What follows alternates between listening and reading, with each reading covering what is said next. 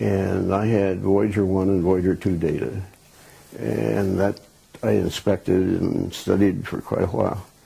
And that's when I wrote the first book, and I was so surprised at what I found that it took me like the 4 years to get the book published, because I wasn't sure that what I had was really right.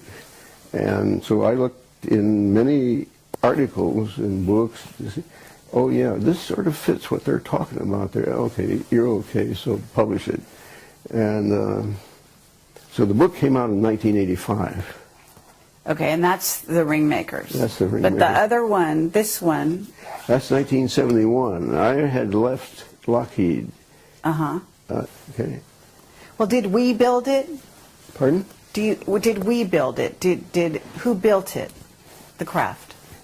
I don't know who built it, but what I found out is these things inhabit Saturn. That's where I first discovered them, and they're proliferating. They're now at Uranus and Jupiter. Wherever you see some rings now, why, that's one of these. You see the craft. Yeah, I call it a ringmaker. Yeah. Okay, you call it a ringmaker. Yeah, and I can say it's electromagnetic because I could identify streamline patterns with respect to it that I knew were what we call potential lines, and that says it was electrical. When I worked at Lockheed, I had documents that were indeed top secret. Really? Wow. Oh yeah. And then I went through the first generation of the Polaris underwater launch vehicle, and then I got tapped to go behind closed doors. Oh, you did? Yeah, and I was there for till I got claustrophobia. 3 doors to get to your... Yeah, I had to sign my life away for 30 years. Wow. Is it still in effect right now? No. No? So could you tell me anything? No. You can't? Mm-mm. Why? What would happen? I'd prefer not to find out. Might have seen some craft in those hangars. Is that right? It was my first clue that there was something in space that was different. Okay. I was handed one day a set of data. The guy that gave it to me said, nobody else around here has ever been able to get anything out of these data, and if anybody can, you can. And so I went through it, and I found this one spot of data that really looked interesting. And I slugged through plotting it up. It was quite a difficult task to draw the picture of that. Mm-hmm. And when I got it, you could tell it was something strange. I didn't, at that time, I have seen one on the ground in Antarctica. You have? Not personally, but an image of one, which I wished I had cut out. Right. So no, these things can come in real low. Yeah.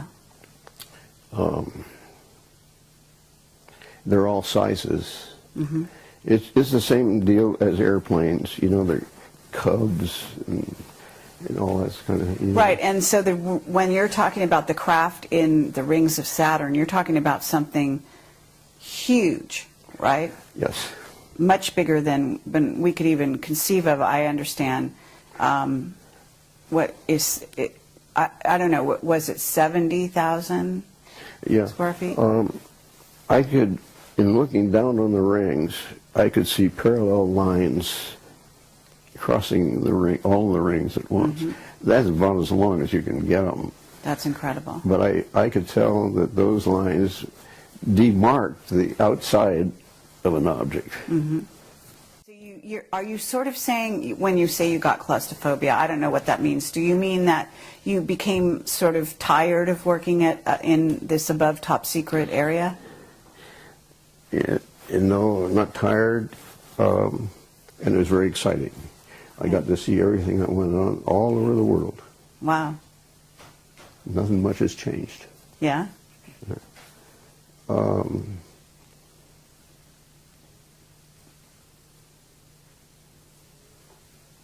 I don't know. Or were you threatened? Were you, what did you have friends who were leaving the employee of Lockheed at that time? I mean, was there some incident that happened that made you want to leave? No, it wasn't that.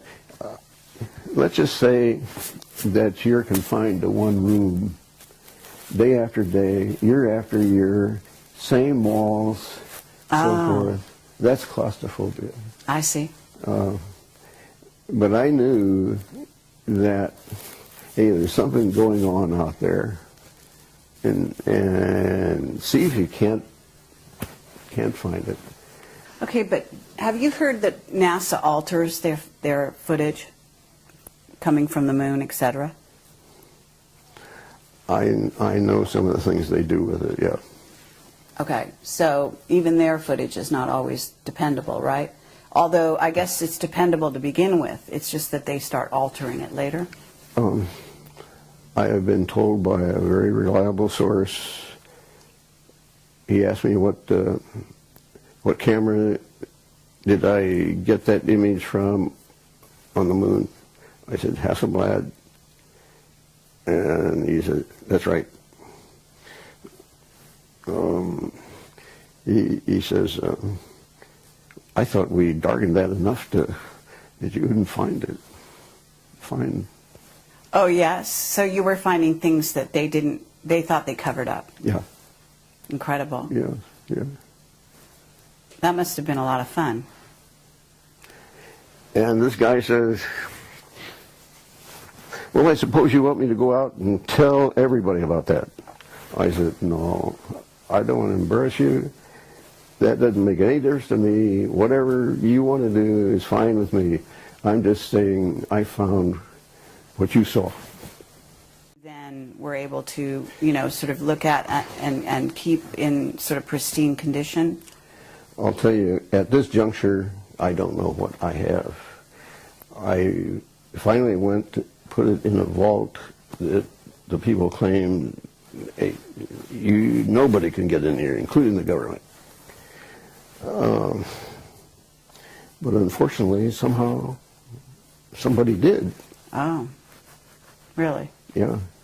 And what they do, like I have some of it on a laptop, some of it's just on discs and so forth, they garble it. They run it through something and they garble it.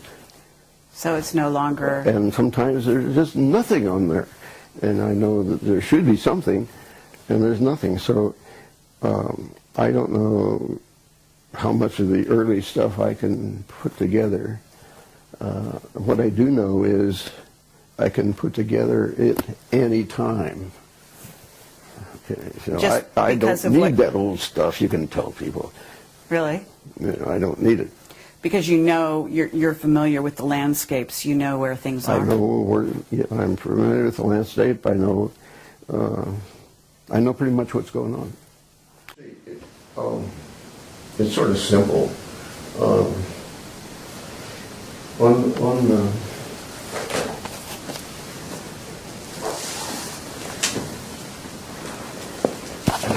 That's a lot of energy.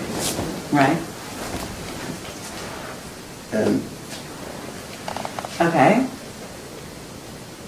And this is the ring, right? This part, this is the ring? That ends up being the ring. Yeah. It's hot plasma. Oh, really? Okay, so, and what your theory is they're manufacturing it, is that correct? It comes, that's the exhaust from this thing. From the craft? Yes. Is it because, are they stationary or are they moving, the craft? They're probably moving. So do you think When you say things are getting critical, are you Okay, saying... now, just take that picture and say that's the exhaust. It's like you have an airplane and exhaust. It's in your atmosphere, and it can load a lot of energy, you know? And, but this is, Saturn, like John Lear says, you know, Saturn is the focal point, and I can't agree with him more. Okay, but John Lear talks about Saturn actually being portal into another dimension. Well, you know, he's theorizing. Yeah, so you don't necessarily go there. I don't go that way. I either say, this is the way it is, or I can't tackle it. Okay, but you're saying things are getting critical because I'm really curious. Are you saying that those craft are coming here? Is that why it's critical? No, I'm saying, in effect, if they do, and there's a good probability that that is possible, then, hey, you've got to get with it. You can't wait around. Okay, but you see, no one really in this country accepts the concept that at Saturn, those things are there. Right. As you can't do it at Saturn, well, you know, you just can't hack it. People have got to be made to understand that those things are real. Right. You know there's a movie out called Prometheus, right? I can't say that I do. You don't know that. Well, there is one. And I talked to Richard Hoagland. He said Prometheus is, well, first of all, there's a moon in Saturn called Prometheus, right? Yeah. And I'm told that there's some kind of interaction between that moon and the rings. Well, sure. There's no question about it. Okay. Yeah, I would agree with him. And there's some, and you say there's something going on now. It's becoming critical, is how you're terming it. Yeah, it's much more prevalent than what we saw in 1985 or a little earlier. Meaning there's more activity on Saturn, do you think, or just more activity around this question about the rings and the craft in the rings? No, there's actual activity. There is. You know, to start off with, Uranus, which is one of the other planets, did not have rings. That's right. But now it does. Right. See? And so that kind of thing is going on. And we really ought to get to the root of it. Okay, do you have a theory on why Uranus suddenly has rings? Well, sure, it's the exhaust just like... so that's how I think the attention is being obtained. And so I would expect something to happen a little bit. You would? Yes. When you say something to happen, what are you suggesting? I'm suggesting that Stanford, let's say, well, let's look into what Norm's doing. As far as my own professional organization is concerned, it does not fit at all with their objectives. How is it different? It's too controversial. Your theories, you mean? Now look, this is not a theory when there's data. If I propose something, that is a theory. Okay, so your data or your conclusions? Yes, conclusions. Your conclusions are too controversial, is what you're saying? Yeah. Okay. Yeah. They don't want to get involved in that. But if there, as you say, there are new rings around Uranus, and there's other activity on other planets too, isn't there? In the solar system? Jupiter? And what's happening with Jupiter? It's getting rings. It's getting rings. Okay, and are you seeing craft there as well? Vehicles, as you call them? I haven't identified craft, but I can tell you that where there's rings, there are these things. So we have these ring makers, yeah. and they create tremendous energy. Yeah. Can you tell us more about what you think is going on there? You've got any ideas along those lines? Well,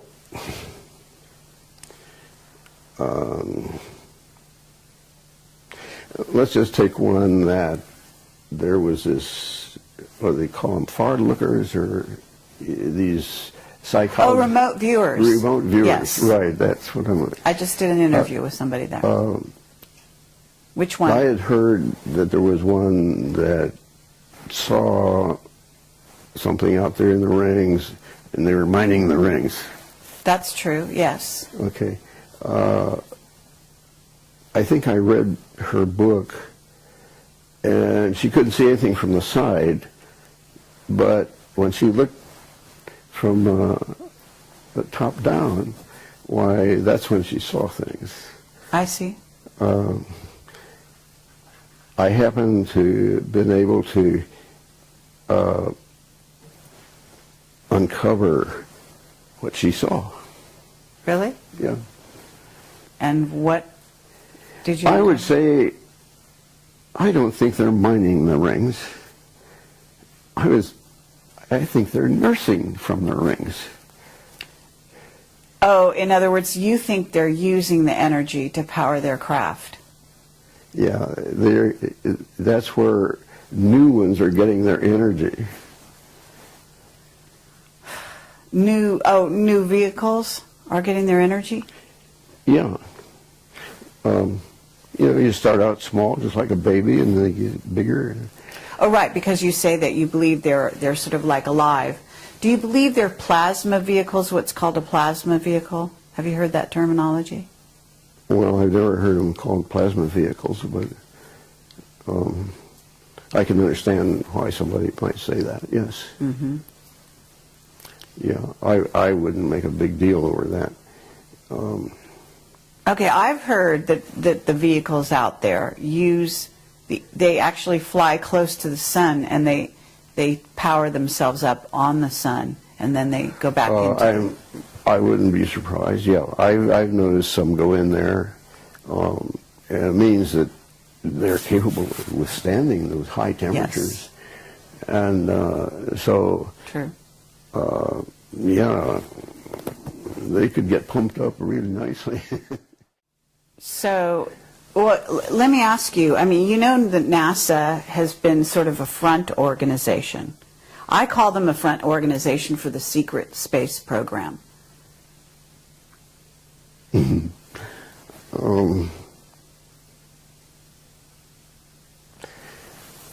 I don't know about being front.